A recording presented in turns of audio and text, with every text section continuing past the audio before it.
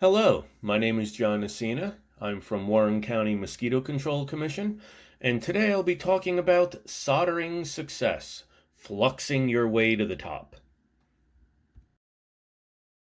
First, we'll be discussing tools and materials.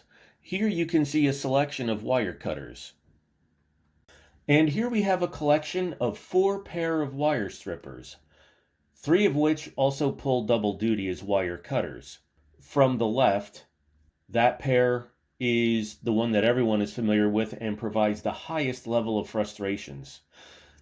The middle 2 pairs are very good for larger diameter wires, and the last pair on the right is best for smaller diameter wires such as found in EVS and CDC traps. And lastly, as far as wire strippers go, these are my personal favorites. They nip, they cut, and they strip the finer diameter wires very efficiently. The helping hands, the solder holder with leaded and lead-free solder, the soldering iron with holder, distilled water, and the soldering gun. For this type of soldering, the wide tip is best.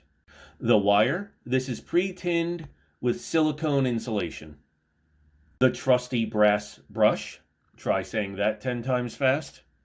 The heat gun, heat shrink tubing, solder wick, and flux. For the purposes of this demonstration, I'll be using the Weller soldering station.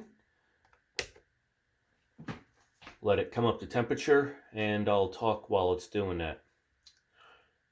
For our leaded solder, we're going to want to be using temperatures between 600 and 650 degrees Fahrenheit. For our lead-free solders, we're going to want to be using temperatures between 650 to 700 degrees Fahrenheit. You don't want to use too high of a temperature, as there is flux inside the solder. And using too high of a temperature will boil off the flux before it actually has a chance for it to do its job of cleaning and wetting the metals. You can see how fast the temperature is coming up on the soldering station. Unfortunately, this model has been discontinued, but Weller does have a new version. It's pretty nice. We're up into the range of soldering now. Anytime you solder, you always want to keep your soldering gun in a soldering holster. It's not a soldering holster. It's a soldering holder. You also want to use water for your sponge. You use the water on a sponge and you clean the oxidation off of your iron. And you also always keep your iron freshly tinned, as this keeps it from oxidizing. And then just wipe off the excess and then put it back in. I use my temperature a little higher than normal, just so when I go to dump heat into a joint, it heats it up a little faster. Should you have any oxidation on the tip of your soldering iron that doesn't come off with the sponge method, we do have our trusty brass brush. And you're going to use that to just brush away any oxidation. Make sure you're wearing your safety specs for this, as solder can flick back at you. And once again, always putting it back into the holder. Cutting. Stripping.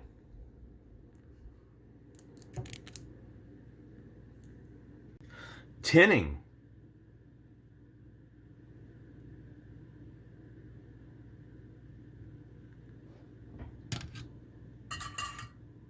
When we are ready to desolder or take apart a solder joint, there's going to be oxidation. You're going to want to use your brass brush and you're going to want to clean away the oxidation. All of these solder joints are brand new because I've been doing this video throughout the course of 2 days. They're fine, but it's the older traps you have to worry about. Then We're going to wet our iron tip. We're going to touch it, and you can already see the solder just melt away. Oh no, we have too much solder on our tab. However, will we remove it? We're going to use our solder braid. We're going to put a little drop of flux on there. We are then going to place it on top of the excess solder. And you can see through capillary action, we have removed all of the excess solder.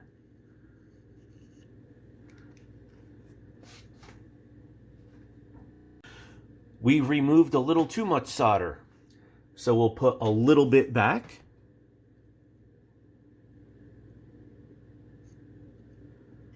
And now we will resolder the power connector.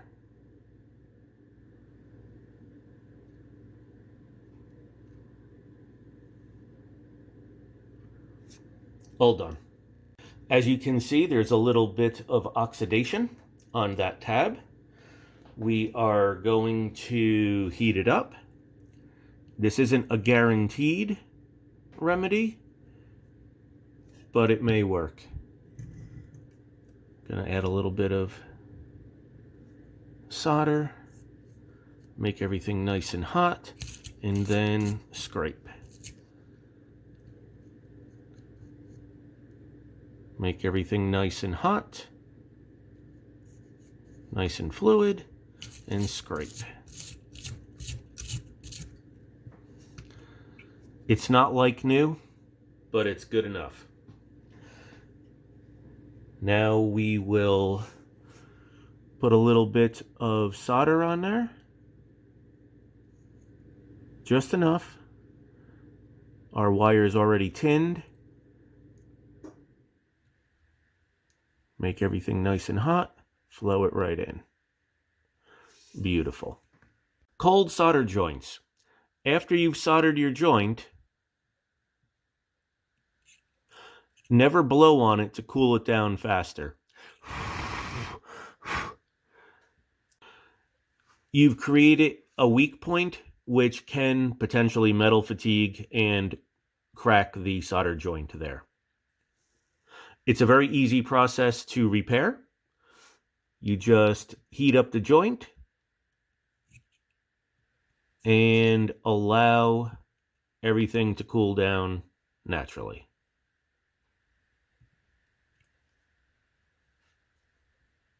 Additionally, when soldering,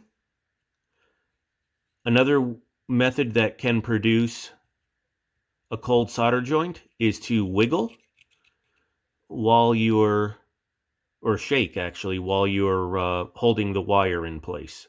Once again, easy remedy. Just hold it still and let everything solidify properly. I'm going to be adding the heat shrink tubing.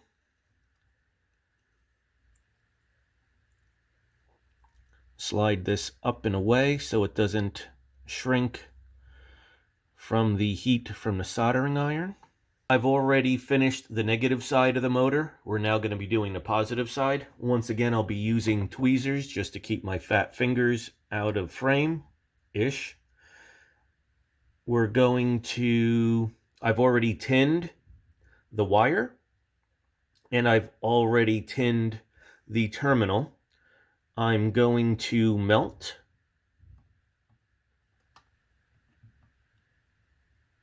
and I'm going to add, come on, there we go, the wire. I'm going to let it cool for a second. It's a good connection. Gonna clean my soldering iron tip. I'm gonna move the heat shrink tubing down, and I'm going to cover the solder connection that I just made. Make sure I get it all the way down in. Then the heat shrink gun. Let it get hot. It's hot, and we're just gonna